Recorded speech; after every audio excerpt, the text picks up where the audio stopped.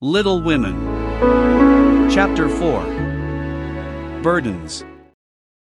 "Oh dear, how hard it does seem to take up our packs and go on," sighed Meg, the morning after the party, for, now the holidays were over, the week of merrymaking did not fit her for going on easily with the task she never liked.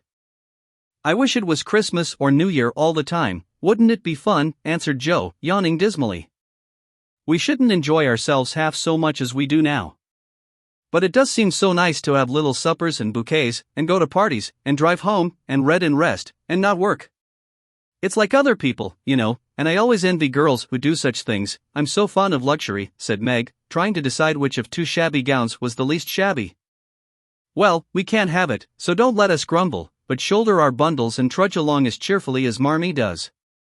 I'm sure Aunt March is a regular old man of the sea to me, but I suppose when I've learned to carry her without complaining, she will tumble off, or get so light that I shan't mind her." This idea tickled Joe's fancy, and put her in good spirits, but Meg didn't brighten, for her burden, consisting of 4 spoiled children, seemed heavier than ever. She hadn't heart enough even to make herself pretty, as usual, by putting on a blue neck ribbon, and dressing her hair in the most becoming way. "Where's the use of looking nice, when no one sees me but those cross midgets, and no one cares whether I'm pretty or not," she muttered, shutting her drawer with a jerk. "I shall have to toil and moil all my days, with only little bits of fun now and then, and get old and ugly and sour, because I'm poor, and can't enjoy my life as other girls do. It's a shame." So Meg went down, wearing an injured look, and wasn't at all agreeable at breakfast time. Everyone seemed rather out of sorts, and inclined to croak. Beth had a headache, and lay on the sofa, trying to comfort herself with the cat and 3 kittens. Amy was fretting because her lessons were not learned, and she couldn't find her rubbers. Joe would whistle and make a great racket getting ready. Mrs. March was very busy trying to finish a letter, which must go at once, and Hannah had the grumps, for being up late didn't suit her. "There never was such a cross family," cried Joe, losing her temper when she had upset an inkstand, broken both bootlacings, and sat down upon her hat. "You're the crossest person in it," returned Amy, washing out the sum that was all wrong, with the tears that had fallen on her slate. "Beth, if you don't keep these horrid cats down cellar, I'll have them drowned," exclaimed Meg angrily, as she tried to get rid of the kitten, which had scrambled up her back, and stuck like a bird just out of reach. Joe laughed, Meg scolded, Beth implored, and Amy wailed, because she couldn't remember how much 9 times 12 was. Girls, do be quiet 1 minute. I must get this off by the early mail, and you drive me distracted with your worry," cried Mrs. March, crossing out the 3rd spoilt sentence in her letter. There was a momentary lull, broken by Hannah, who stalked in, laid 2 hot turnovers on the table, and stalked out again. These turnovers were an institution, and the girls called them muffs, for they had no others, and found the hot pies very comforting to their hands on cold mornings. Hannah never forgot to make them, no matter how busy or grumpy she might be, for the walk was long and bleak. The poor things got no other lunch, and were seldom home before 2. "Cuddle your cats, and get over your headache, Bethy. Goodbye, Marmee, we are a set of rascals this morning, but we'll come home regular angels." Now then, Meg and Joe tramped away, feeling that the pilgrims were not setting out as they ought to do. They always looked back before turning the corner, for their mother was always at the window, to nod and smile, and wave her hand to them. Somehow it seemed as if they couldn't have got through the day without that, for, whatever their mood might be, the last glimpse of that motherly face was sure to affect them like sunshine. "If Marmee shook her fist instead of kissing her hand to us, it would serve us right, for more ungrateful wretches than we are were never seen," cried Joe, taking a remorseful satisfaction in the snowy walk and bitter wind. "Don't use such dreadful expressions," said Meg, from the depths of the veil in which she had shrouded herself like a nun sick of the world. "I like good strong words, that means something," replied Joe, catching her hat as it took a leap off her head, preparatory to flying away altogether. "Call yourself any names you like, but I am neither a rascal nor a wretch, and I don't choose to be called so. You're a blighted being, and decidedly cross today because you can't sit in the lap of luxury all the time. Poor dear, just wait till I make my fortune, and you shall revel in carriages and ice cream and high-heeled slippers and posies and red-headed boys to dance with." "How ridiculous you are, Joe," but Meg laughed at the nonsense, and felt better in spite of herself. "Lucky for you I am, for if I put on crushed airs, and tried to be dismal, as you do, we should be in a nice state. Thank goodness, I can always find something funny to keep me up. Don't croak any more, but come home jolly, there's a dear." Jo gave her sister an encouraging pat on the shoulder as they parted for the day, each going a different way, each hugging her little warm turnover, and each trying to be cheerful in spite of wintry weather, hard work, and the unsatisfied desires of pleasure-loving youth. When Mr. March lost his property in trying to help an unfortunate friend, the two oldest girls begged to be allowed to do something toward their own support, at least.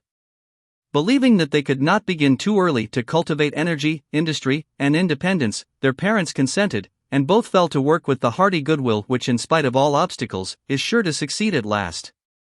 Margaret found a place as nursery governess, and felt rich with her small salary. As she said, she was fond of luxury, and her chief trouble was poverty. She found it harder to bear than the others, because she could remember a time when home was beautiful, life full of ease and pleasure, and want of any kind unknown. She tried not to be envious or discontented, but it was very natural that the young girl should long for pretty things, gay friends, accomplishments, and a happy life. At the King's she daily saw all she wanted, for the children's older sisters were just out, and Meg caught frequent glimpses of dainty ball dresses and bouquets, heard lively gossip about theaters, concerts, sleighing parties, and merrymakings of all kinds, and saw money lavished on trifles which would have been so precious to her. Poor Meg seldom complained, but a sense of injustice made her feel bitter toward everyone sometimes, for she had not yet learned to know how rich she was in the blessings which alone can make life happy. Jo happened to suit Aunt March, who was lame, and needed an active person to wait upon her. The childless old lady had offered to adopt one of the girls when the troubles came, and was much offended because her offer was declined. Other friends told the Marches that they had lost all chance of being remembered in the rich old lady's will, but the unworldly Marches only said, "We can't give up our girls for a dozen fortunes. Rich or poor, we will keep together and be happy in one another." The old lady wouldn't speak to them for a time, but happening to meet Jo at a friend's, something in her comical face and blunt manners struck the old lady's fancy, and she proposed to take her for a companion. This did not suit Jo at all, but she accepted the place since nothing better appeared, and, to everyone's surprise, got on remarkably well with her irascible relative. There was an occasional tempest, and once Jo had marched home, declaring she couldn't bear it any longer, but Aunt March always cleared up quickly, and sent for her back again with such urgency that she could not refuse, for in her heart she rather liked the peppery old lady. I suspect that the real attraction was a large library of fine books, which was left to dust and spiders since Uncle March died. Jo remembered the kind old gentleman, who used to let her build railroads and bridges with his big dictionaries, tell her stories about the queer pictures in his Latin books, and buy her cards of gingerbread whenever he met her in the street. The dim, dusty room, with the busts staring down from the tall bookcases, the cozy chairs, the globes, and, best of all, the wilderness of books in which she could wander where she liked, made the library a region of bliss to her. The moment Aunt March took her nap, or was busy with company, Jo hurried to this quiet place, and, curling herself up in the easy chair, devoured poetry, romance, history, travels, and pictures, like a regular bookworm. But, like all happiness, it did not last long, for as sure as she had just reached the heart of the story, the sweetest verse of the song, or the most perilous adventure of her traveler, a shrill voice called, "Hosea fine! Hosea fine!" and she had to leave her paradise to wind yarn, wash the poodle, or read Belsham's essays by the hour together. Curling herself up in the big chair. Jo's ambition was to do something very splendid. What it was she had no idea, as yet, but left it for time to tell her, and, meanwhile, found her greatest affliction in the fact that she couldn't read, run, and ride as much as she liked. A quick temper, sharp tongue, and restless spirit were always getting her into scrapes, and her life was a series of ups and downs, which were both comic and pathetic. But the training she received at Aunt March's was just what she needed, and the thought that she was doing something to support herself made her happy, in spite of the perpetual Hosea fine. Beth was too bashful to go to school. It had been tried, but she suffered so much that it was given up, and she did her lessons at home, with her father. Even when he went away, and her mother was called to devote her skill and energy to soldiers' aid societies, Beth went faithfully on by herself, and did the best she could. She was a housewifely little creature, and helped Hannah keep home neat and comfortable for the workers, never thinking of any reward but to be loved. Long, quiet days she spent, not lonely nor idle, for her little world was peopled with imaginary friends, and she was by nature a busy bee. There were 6 dolls to be taken up and dressed every morning, for Beth was a child still, and loved her pets as well as ever. Not one whole or handsome one among them, all were outcasts till Beth took them in, for, when her sisters outgrew these idols, they passed to her, because Amy would have nothing old or ugly. Beth cherished them all the more tenderly for that very reason, and set up a hospital for infirm dolls. No pins were ever stuck into their cotton vitals, no harsh words or blows were ever given them, no neglect ever saddened the heart of the most repulsive, but all were fed and clothed, nursed and caressed, with an affection which never failed. One forlorn fragment of Delaney had belonged to Jo, and, having led a tempestuous life, was left a wreck in the rag bag, from which dreary poorhouse it was rescued by Beth, and taken to her refuge. Having no top to its head, she tied on a neat little cap, and, as both arms and legs were gone, she hid these deficiencies by folding it in a blanket, and devoting her best bed to this chronic invalid. If anyone had known the care lavished on that dolly, I think it would have touched their hearts, even while they laughed. She brought it bits of bouquets, she read to it, took it out to breathe the air, hidden under her coat, she sung it lullabies, and never went to bed without kissing its dirty face, and whispering tenderly, "I hope you'll have a good night, my poor dear." Beth had her troubles as well as the others, and not being an angel, but a very human little girl, she often wept a little weep, as Jo said, because she couldn't take music lessons and have a fine piano. She loved music so dearly, tried so hard to learn, and practiced away so patiently at the jingling old instrument, that it did seem as if someone, not to hint Aunt March, ought to help her. Nobody did, however, and nobody saw Beth wipe the tears off the yellow keys that wouldn't keep in tune when she was all alone. She sang like a little lark about her work, never was too tired to play for Marmee and the girls, and day after day said hopefully to herself, "I know I'll get my music sometime, if I'm good." There are many Beths in the world, shy and quiet, sitting in corners till needed, and living for others so cheerfully that no one sees the sacrifices till the little cricket on the hearth stops chirping, and the sweet, sunshiny presence vanishes, leaving silence and shadow behind. If anybody had asked Amy what the greatest trial of her life was, she would have answered at once, "My nose." When she was a baby, Jo had accidentally dropped her into the coal hod, and Amy insisted that the fall had ruined her nose forever. It was not big, nor red, like poor Petria's, it was only rather flat, and all the pinching in the world could not give it an aristocratic point. No one minded it but herself, and it was doing its best to grow, but Amy felt deeply the want of a Grecian nose, and drew whole sheets of handsome ones to console herself. Little Raphael, as her sisters called her, had a decided talent for drawing, and was never so happy as when copying flowers, designing fairies, or illustrating stories with queer specimens of art. Her teachers complained that, instead of doing her sums, she covered her slate with animals, the blank pages of her atlas were used to copy maps on, and caricatures of the most ludicrous description came fluttering out of all her books at unlucky moments. She got through her lessons as well as she could, and managed to escape reprimands by being a model of deportment. She was a great favorite with her mates, being good-tempered, and possessing the happy art of pleasing without effort. Her little airs and graces were much admired, so were her accomplishments, for beside her drawing, she could play 12 tunes, crochet, and read French without mispronouncing more than 2/3 of the words. She had a plaintive way of saying, "When Papa was rich we did so and so," which was very touching, and her long words were considered perfectly elegant by the girls. Amy was in a fair way to be spoilt, for everyone petted her, and her small vanities and selfishnesses were growing nicely. One thing, however, rather quenched the vanities: she had to wear her cousin's clothes. Now Florence's mama hadn't a particle of taste, and Amy suffered deeply at having to wear a red instead of a blue bonnet, unbecoming gowns, and fussy aprons that did not fit. Everything was good, well made, and little worn, but Amy's artistic eyes were much afflicted, especially this winter, when her school dress was a dull purple, with yellow dots, and no trimming. "My only comfort," she said to Meg, with tears in her eyes, "is that Mother don't take tucks in my dresses whenever I'm naughty, as Maria Park's mother does. My dear, it's really dreadful, for sometimes she is so bad, her frock is up to her knees, and she can't come to school. When I think of this degradation, I feel that I can bear even my flat nose and purple gown, with yellow skyrockets on it." Meg was Amy's confidant and monitor, and, by some strange attraction of opposites, Jo was gentle Beth's. To Jo alone did the shy child tell her thoughts, and over her big, harum-scarum sister, Beth unconsciously exercised more influence than anyone in the family. The two older girls were a great deal to one another, but each took one of the younger into her keeping, and watched over her in her own way, playing mother they called it, and put their sisters in the places of discarded dolls, with the maternal instinct of little women. Has anybody got anything to tell? It's been such a dismal day, I'm really dying for some amusement, said Meg, as they sat sewing together that evening.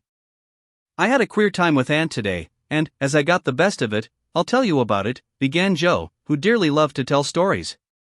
I was reading that everlasting Belsham, and droning away as I always do, for Aunt soon drops off, and then I take out some nice book, and read like fury till she wakes up.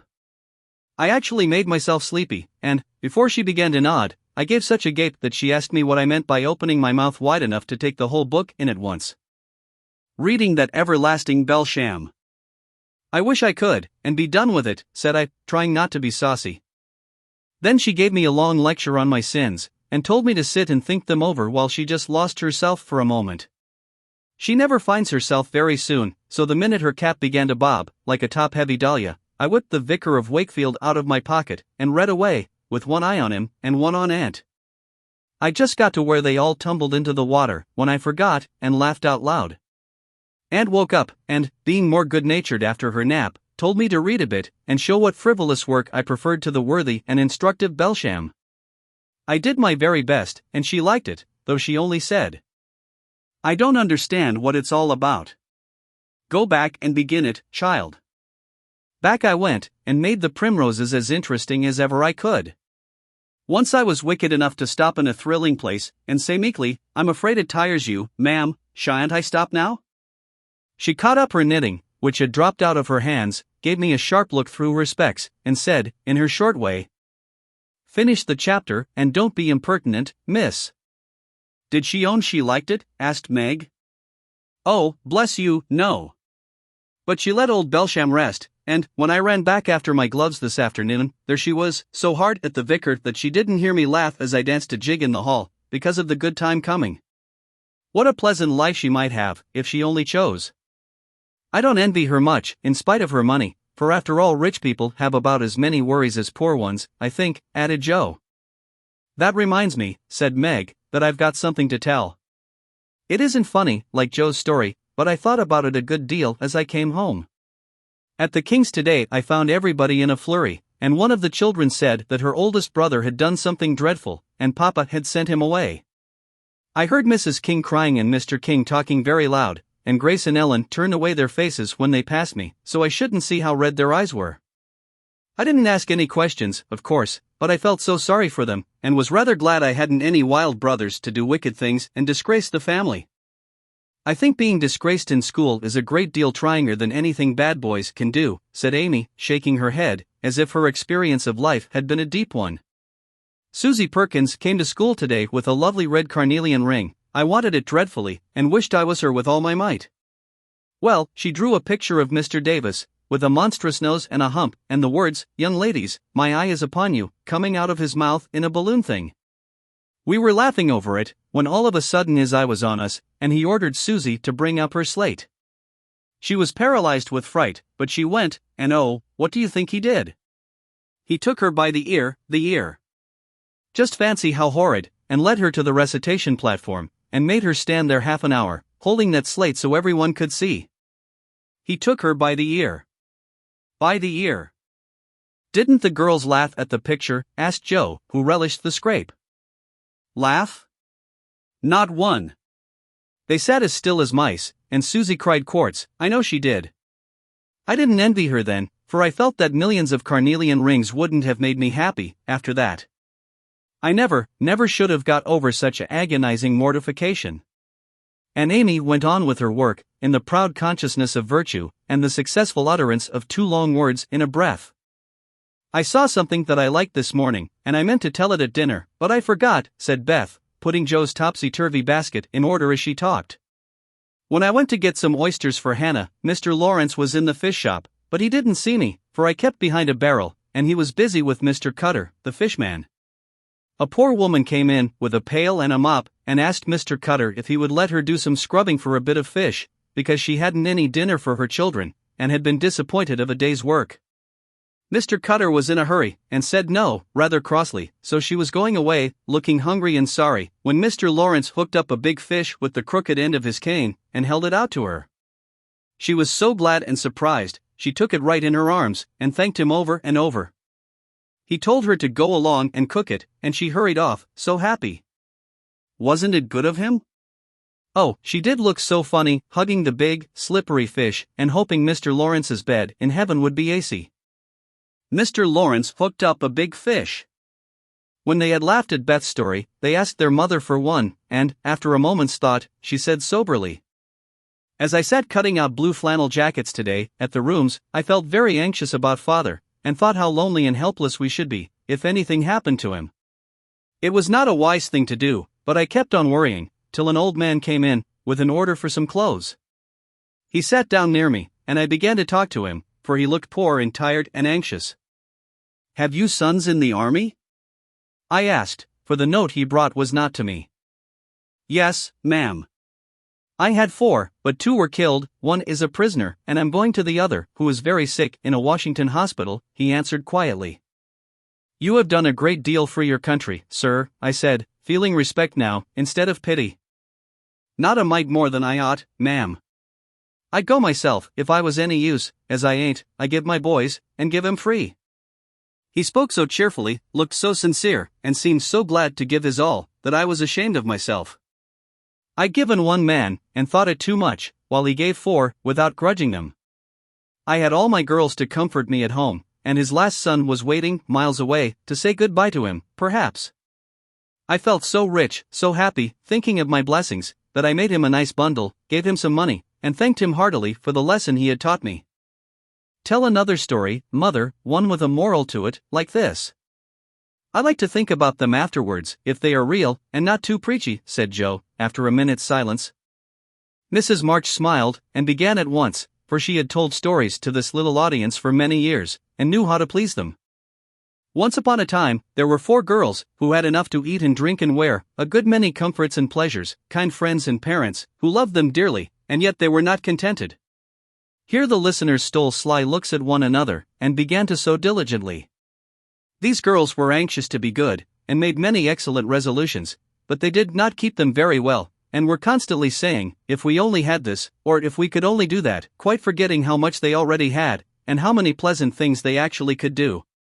So they asked an old woman what spell they could use to make them happy, and she said, "When you feel discontented, think over your blessings, and be grateful."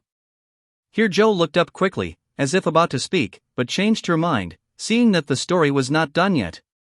Being sensible girls, they decided to try her advice, and soon were surprised to see how well off they were. One discovered that money couldn't keep shame and sorrow out of rich people's houses, another that, though she was poor, she was a great deal happier, with her youth, health, and good spirits, than a certain fretful, feeble old lady, who couldn't enjoy her comforts, a third that, disagreeable as it was to help get dinner, it was harder still to have to go begging for it, and the fourth, that even carnelian rings were not so valuable as good behavior. So they agreed to stop complaining, to enjoy the blessings already possessed, and try to deserve them, lest they should be taken away entirely, instead of increased, and I believe they were never disappointed, or sorry that they took the old woman's advice. "Now, Marmee, that is very cunning of you to turn our own stories against us, and give us a sermon instead of a romance," cried Meg. "I like that kind of sermon. It's the sort Father used to tell us," said Beth thoughtfully, putting the needle straight on Joe's cushion. "I don't complain near as much as the others do, and I shall be more careful than ever now, for I've had warning from Susie's downfall," said Amy morally. "We needed that lesson, and we won't forget it. If we do, you just say to us, as old Chloe did in Uncle Tom, 'Tink o' be your marcies, chillin'.'" "Tink o' be your marcies," added Joe, who could not, for the life of her, help getting a morsel of fun out of the little sermon, though she took it to heart as much as any of them.